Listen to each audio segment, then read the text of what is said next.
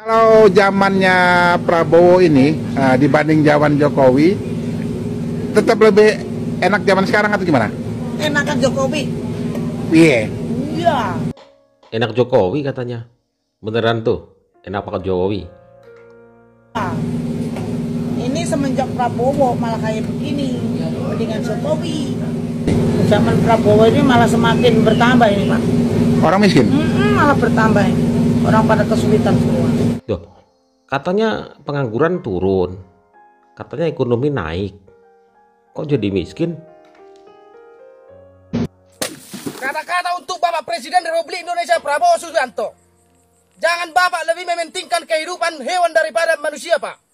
Karena yang memilih Bapak sebagai presiden, manusia bukan hewan. Horas. Oh, maksudnya Bobby. Jangan mementingkan kehidupan hewan. Kucing itu kan. Pentingkan kehidupan manusia bukan hewan. Karena yang memilih itu manusia bukan hewan. Begitu maksudnya. Horas. Rakyat Indonesia merindukanmu. Rakyat Indonesia masih banyak yang mengharapkanmu, merindukanmu. Comeback Bapak Joko Widodo. Ayo sehatkan dirimu untuk menyambut kerinduan rakyatmu. Ayo. Emang masih bisa kan, sudah menjabat 2 kali tuh, 2 periode kan, nggak bisa lagi tuh. Ayo sehatlah Bapak Jokowi, jangan sakit, jaga kesehatanmu. Begitu banyak rakyat merindukan kehadiranmu. Mereka rela menunggu menanti di depan rumahmu untuk bertemu denganmu. Ayo Mr. Joko Widodo, sehat dan sehat ya. Sembuh jika sakit secepatnya. Salam sehat. Kalau para maling, para koruptor bekerja sama dengan penguasa, dengan penegak hukum, dengan dewan perampok rakyat, dengan para ketum partai, dengan para ahli dan pengamat, maka Indonesia bubar. Indonesia bubar. DPR, Dewan apa itu tadi?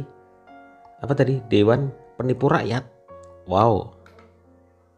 Di tahun 2030 seperti yang mereka cita-citakan itu akan terjadi.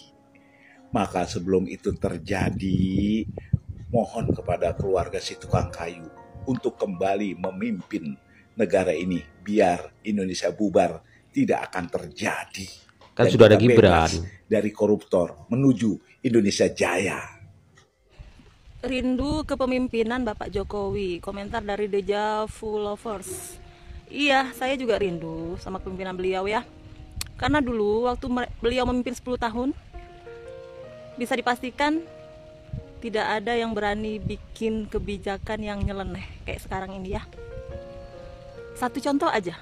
Ya, contohnya Nggak apa? usah jauh-jauh, nggak usah banyak-banyak ya. Satu aja. Sekolah rakyat.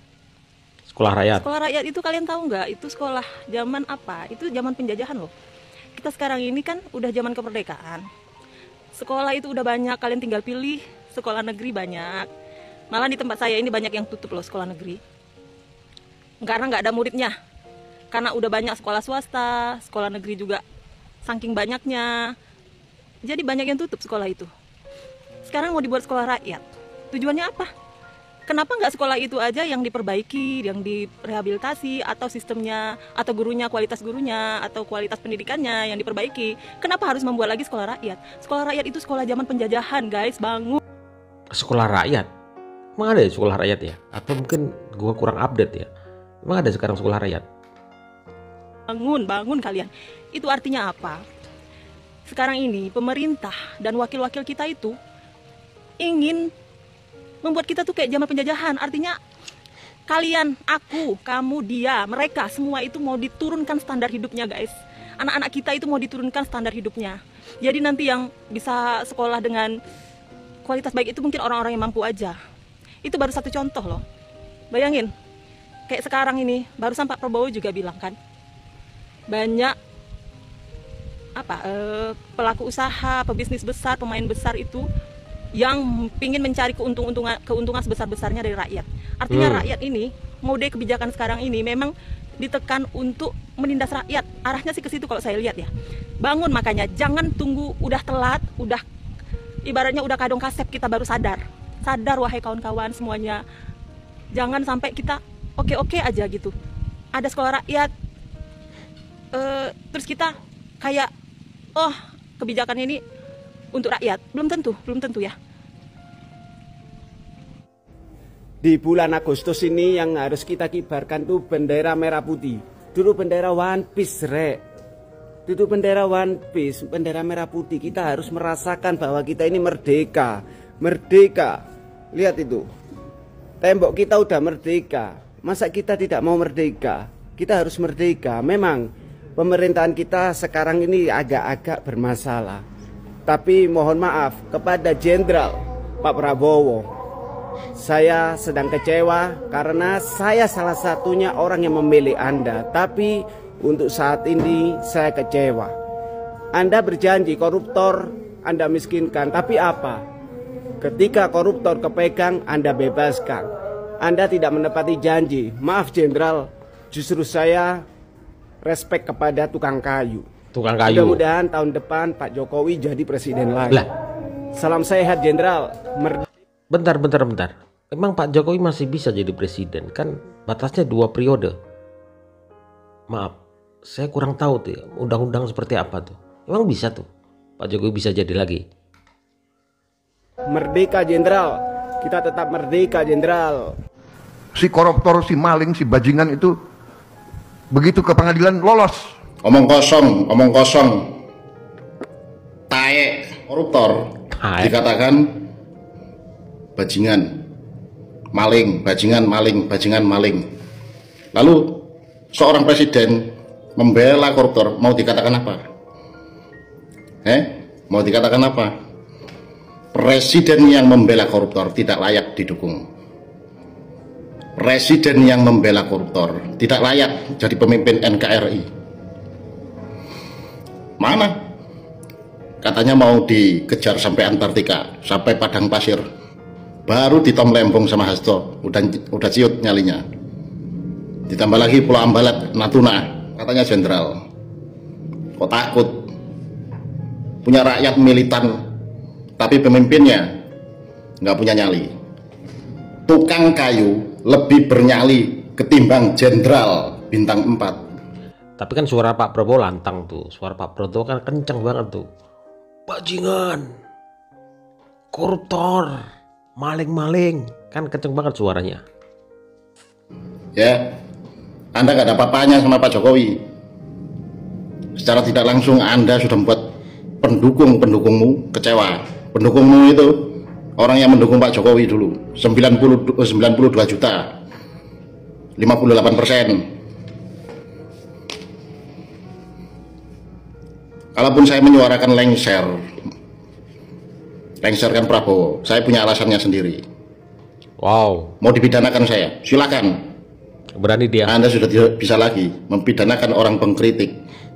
Mau dikatakan apa? Seorang presiden membebaskan 2 koruptor yang sudah dipidanai. Mudun. Pak Prabowo kudu mudun. Iso gak iso, saiki kudu mudun. Kudu mudun kok jabatan Pak, maksudnya wong-wong ki. Tapi mudun delok realitane ndek masyarakat ki lho, Pak. Jenengan ki gong paham Pak karo rakyat ki. Dengan bangga dan percaya diri, jenengan muni ekonomi di Indonesia baik-baik saja. Ancok. Wis cuma di atas kertas, Pak. Patokannya kan data pertumbuhan ekonomi 5% per tahun kuwi to, Pak. Tapi fakta yang terjadi, jenengan gak eroh, Pak. Sampai enek gerakan gendera One Piece barang kuwi enek opo ki jenengan mudun tulung. Daripada enek geger geden nggo. Soale cacah nek wis kadung info ngawur kabeh, Pak. Yo, tulung jenengan mudun saiki. Jangan jadi ternak Mulyono, tapi jadilah anak Mulyono. anak Joko Widodo. Menjadi anak ideologis Joko Widodo tidak akan membuat kalian termakan hoax dan provokator dari oknum-oknum oportunis yang mengatakan secara terang benderang ingin melengsarkan Prabowo. Saya selama ini selalu pasang badan untuk membela Gibran dari ancaman pelengseran beberapa orang ya. Tapi kemudian kenapa kalian ingin melengsarkan bapak gue begitu? Kalian yang selalu memfitnah pendukung Prabowo mengatakan ini itu, yang ternak dasko lah, yang si kumis lah, yang siapa lagi lah. Kalian lihat foto ini, kalian sudah terprovokasi di bawah, tapi orang yang katakan berniat jahat kepada Gibran malah santuy, ngopi-ngopi, makan-makan weekend. Kalian jangan dengarkan orang yang memprovokasi, tapi kalian harusnya dengar kata-kata Gibran. Lihat loh, mereka semesra itu, mereka lagi weekend hangout begitu. Jadi seharusnya kalau kalian memang mencintai Joko Widodo, pakailah ideologinya. Kalian mencintai Gibran, pakailah tingkah laku Gibran yang baik. Pakailah etika Gibran. Jangan mengikuti provokator yang oportunis. Oh, jadilah anak Mulyono, bukan ternak Mulyono. Itu bagaimana maksudnya? Jangan jadi ternak Mulyono, tapi jadilah anak Mulyono. Gimana tuh? Kalian udah fitnah sana sini, fitnah si kumis, fitnah si dasko, main 2 kaki, 4 kaki sekalian jadi ternak gitu ya. Itu sekali lagi saya pesankan, jangan jadi ternak Mulyono, tapi jadilah anak Mulyono. Jadilah anak Jokowi seperti saya, jadi anak Prabowo Subianto. Gitu ya. Tahu nggak? Kan bisa lihat foto ini. Betapa gampangnya kalian ini nak darah. Kalian menyesalkan tentang abolisi yang diberikan kepada si Tom Lembong. Kalian katakan dia koruptor. Kalian hanya boleh mengatakan dia koruptor ketika dia diadili. Di proses pengadilan itu ketika dia menjadi tersangka. Tapi ketika kalian sudah mengetahui putusan sidang bahwasannya tidak ada aliran dana yang dia terima. Jadi itu udah bagaimana? Uang tidak ada sepeser pun yang dia makan. Bagaimana akan mengatakan dia rampok maling? Apa yang dia rampok? Ya, ada adagium hukum yang mengatakan seperti ini. Lebih baik membebaskan 1000 penjahat daripada mengadili 1 orang yang tidak bersalah.